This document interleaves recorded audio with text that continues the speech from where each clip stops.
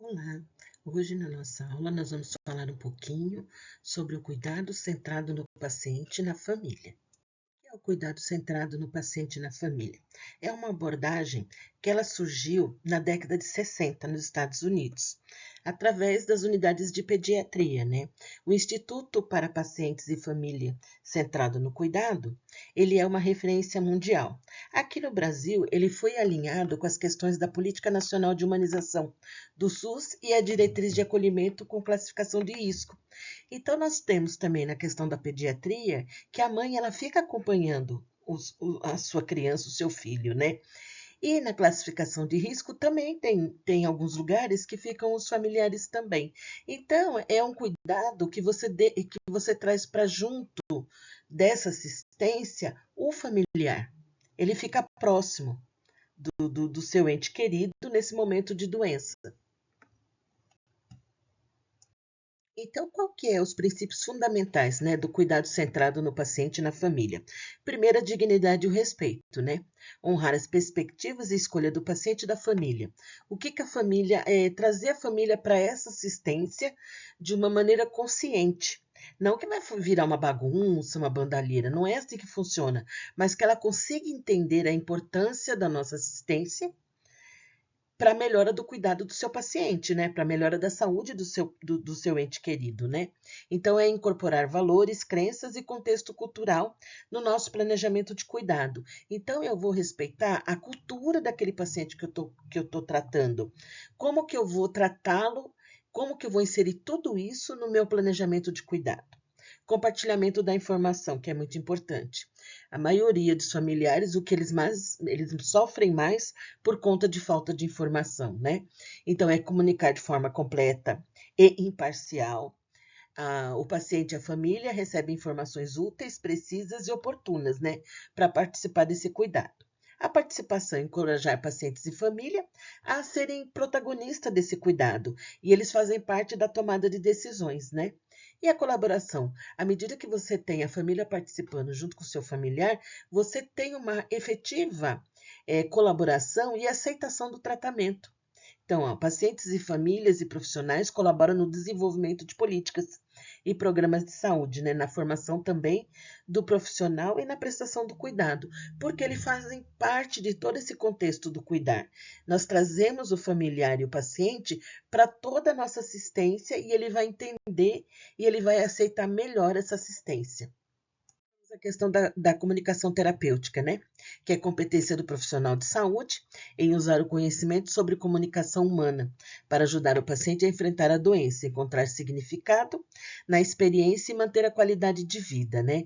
Então, Leonardo Boff, que é um pensador, ele fala muito e ele tem os 7 saberes da educação do futuro e ele também fala essa questão, que cuidar é mais que um ato. É uma atitude de ocupação, preocupação e responsabilização pelo outro.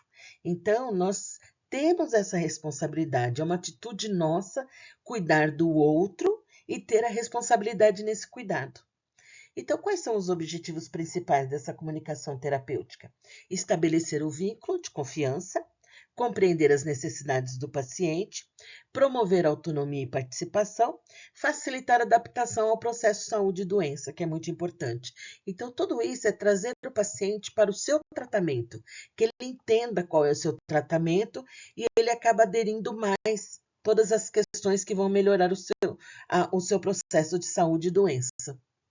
Algumas técnicas, né, de comunicação terapêutica. Escutativa, eu tenho que ouvir com atenção. Não é ouvir no mundo da lua. A pessoa está falando, eu estou lá lá em Nárnia, vamos pensar. Não, eu estou com uma escutativa.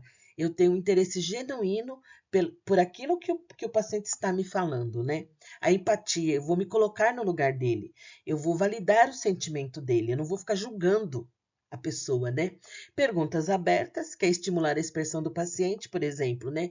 Como você está se sentindo, em vez de pergunta fechada, que a pessoa só responde sim ou não, né? Para que ele possa expressar os seus sentimentos. Clarificação. Confirmar que a pessoa está entendendo o que você está falando.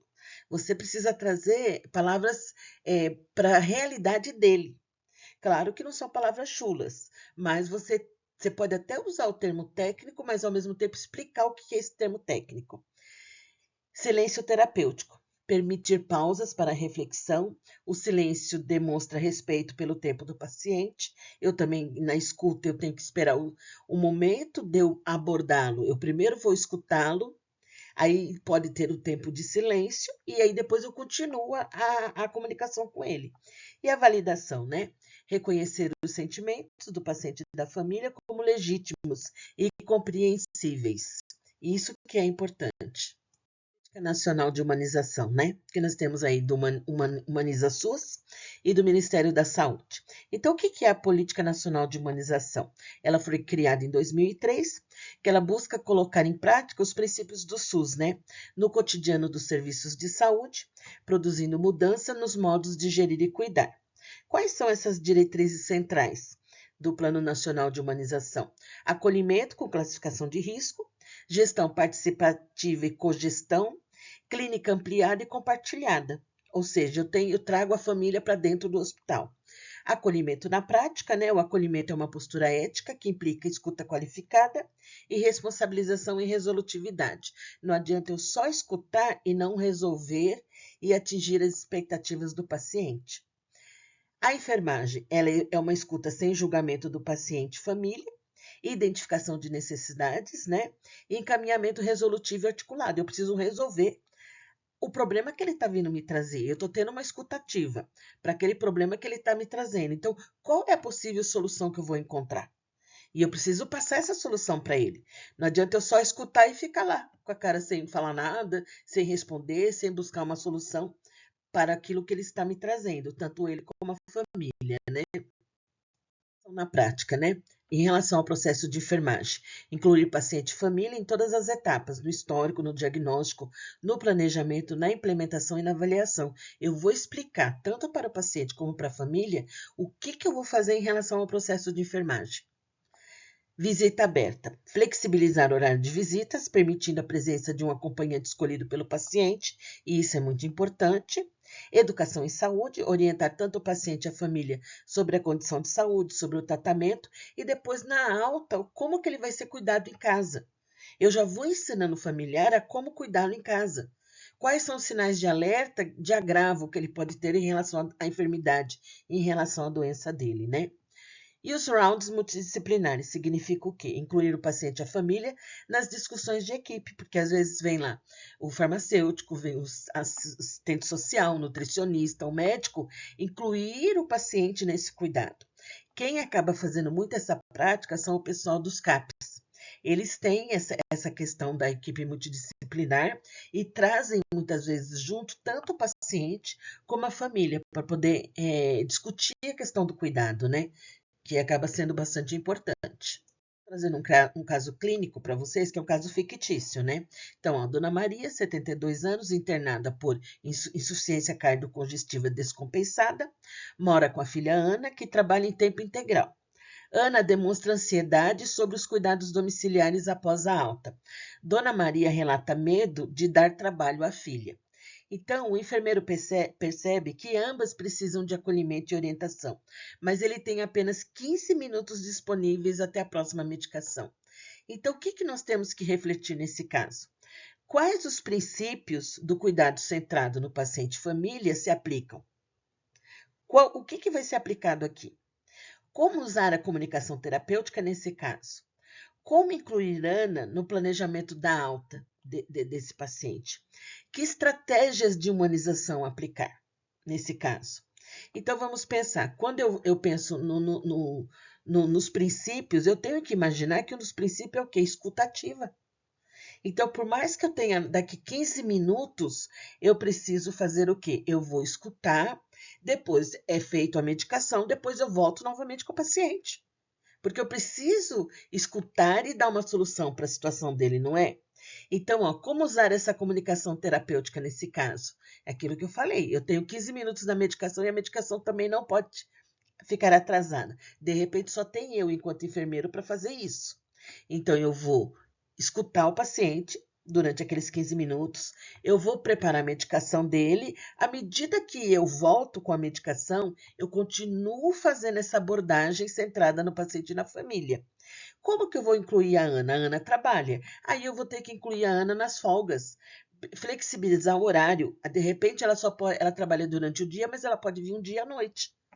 Aí nós temos que flexibilizar isso. Ela só pode vir às vezes no sábado ou só no domingo. Então eu tenho que flexibilizar essa situação também. De repente eu não vou estar lá, mas eu tenho um outro enfermeiro que eu posso solicitar ajuda, um colega meu enfermeiro.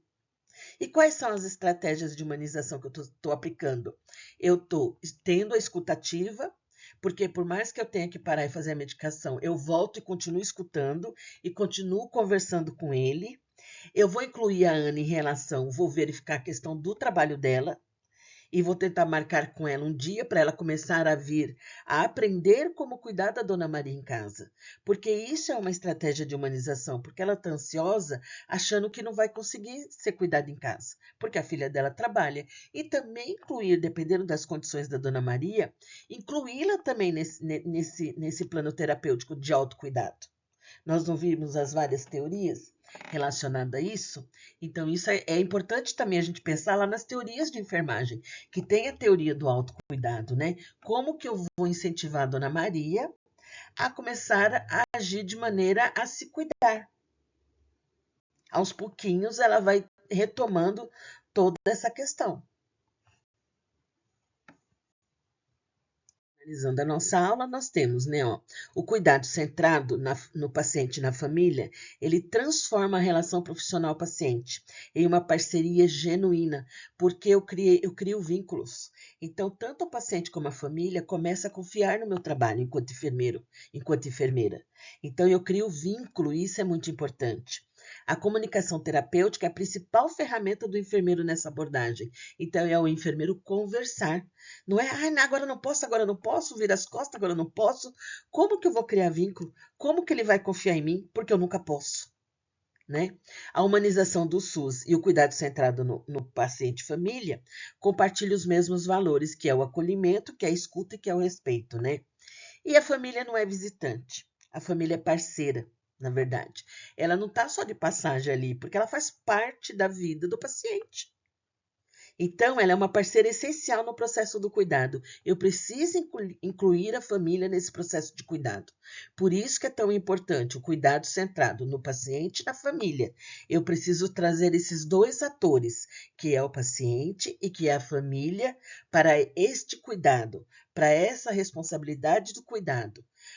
Mas para isso eu vou ter que treiná-los, eu vou ter que esclarecer situações. E eu tenho que fazer com que ele tenha confiança, tanto em mim enquanto profissional e neles mesmo, enquanto capaz de realizar os procedimentos na própria casa, o autocuidado. Então, isso que acaba sendo importante, né? Esse é nosso papel enquanto enfermeiros.